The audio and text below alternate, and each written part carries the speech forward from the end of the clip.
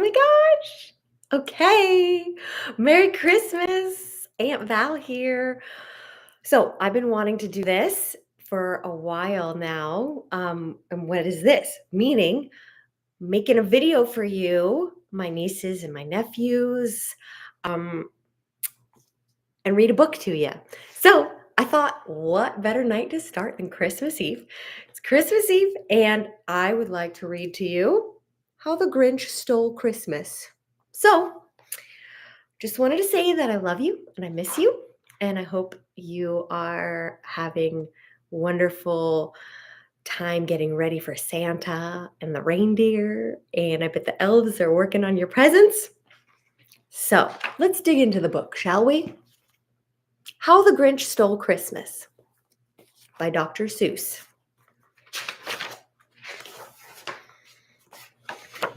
Here we go. Hopefully you can see that pretty well. Every Who down in Whoville liked Christmas a lot. But the Grinch, who lived just north of Whoville, did not. The Grinch hated Christmas, the whole Christmas season. Now, please don't ask why. No one quite knows the reason. It could be his head wasn't screwed on just right. It could be perhaps that his shoes were too tight. But I think that the most likely reason of all may have been that his heart was 2 sizes too small.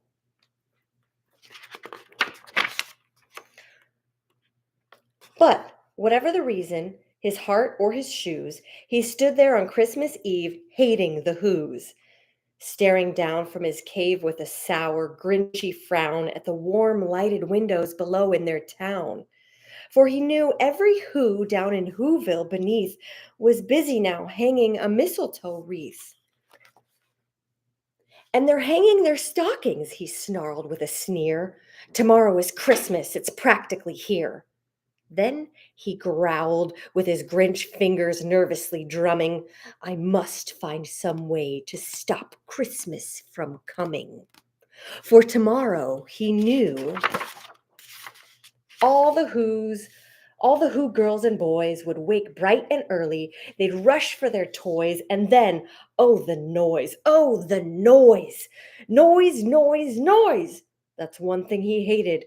The noise, noise, noise, noise. This says, Mary, Mary. Look at them all. These are all the Whovians making all their noise. Grinch hates that. Then the Whos, young and old, would sit down to a feast, and they'd feast, and they'd feast, and they'd feast, feast, feast, feast. They would feast on Who pudding and rare Who roast beast, which was something the Grinch couldn't stand in the least. Look at them all feasting. Mm.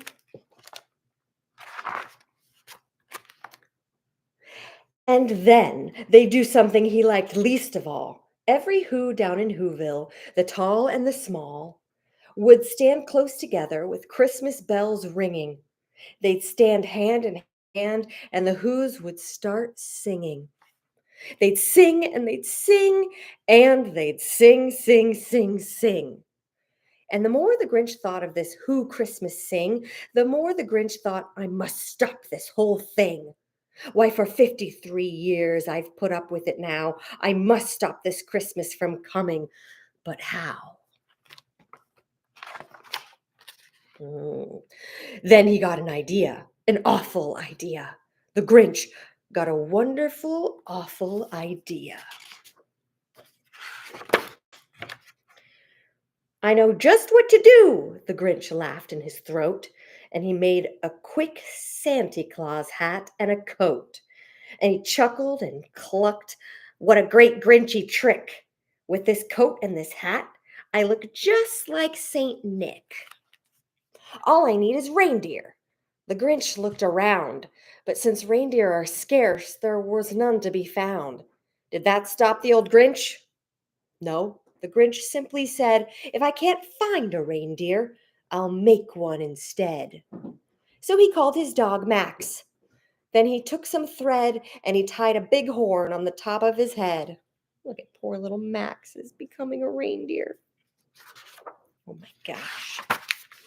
Then he loaded some bags and some old empty sacks on a ramshackle sleigh, and he hitched up old Max. Look, poor Max is pulling the sleigh. Then the Grinch said, "Giddy up!" And the sleigh started down toward the homes where the Who's lay a snooze in their town. All their windows were dark. Quiet snow filled the air. All the Who's were dreaming sweet dreams without care when he came to the first little house on the square. "This is stop number one," the old Grinchy Claus hissed, and he climbed to the roof, empty bags in his fist.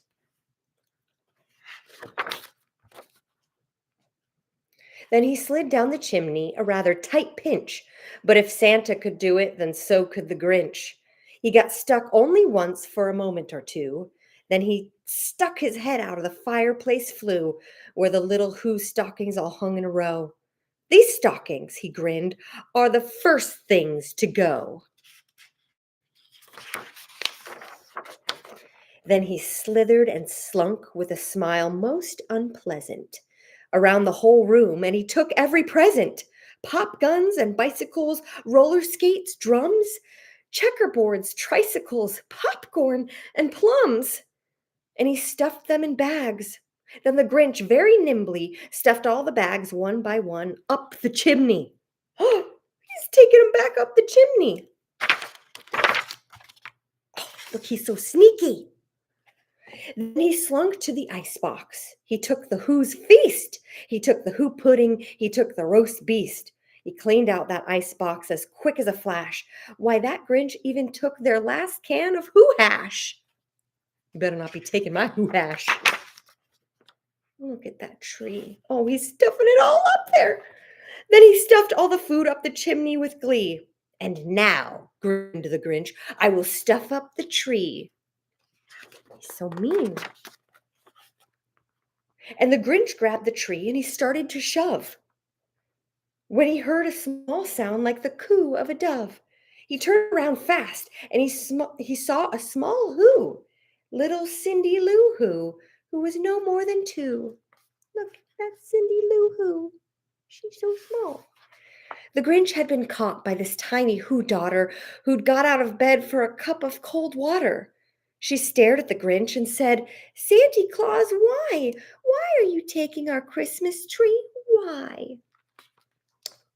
Oh my goodness. But you know, that old Grinch was so smart and so slick. He thought up a lie and he thought it up quick.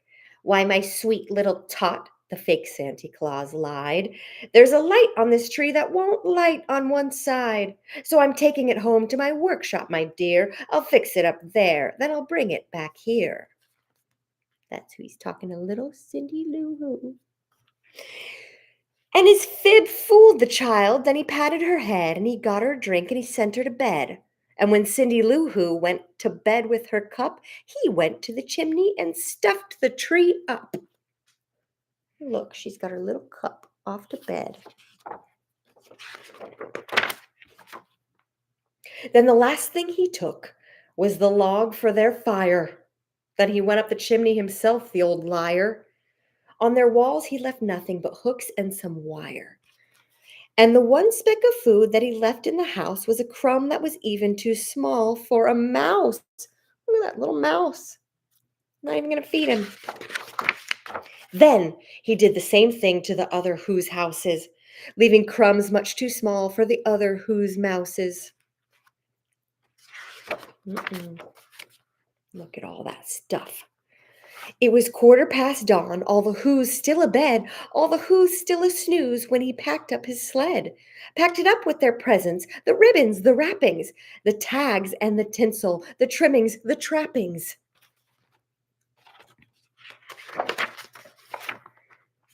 3,000 feet up the side of Mount Crumpet, he rode with his load to the tip-top to dump it. "Pooh-pooh" to the Who's, he was Grinchishly humming. "They're finding out now that no Christmas is coming. They're just waking up. I know just what they'll do. Their mouths will hang open a minute or two. Then the Who's down in Whoville will all cry, 'Boo-hoo!'" Look at him. He's getting ready to dump all that. Oh my gosh. That's a noise, grinned the Grinch, that I simply must hear. So he paused, and the Grinch put his hand to his ear, and he did hear a sound rising over the snow. It started in low, then it started to grow. Look, his dog is listening too.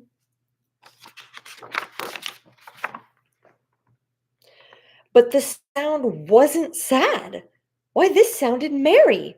It couldn't be so, but it was merry. Very. He stared down at Whoville. The Grinch popped his eyes. Then he shook.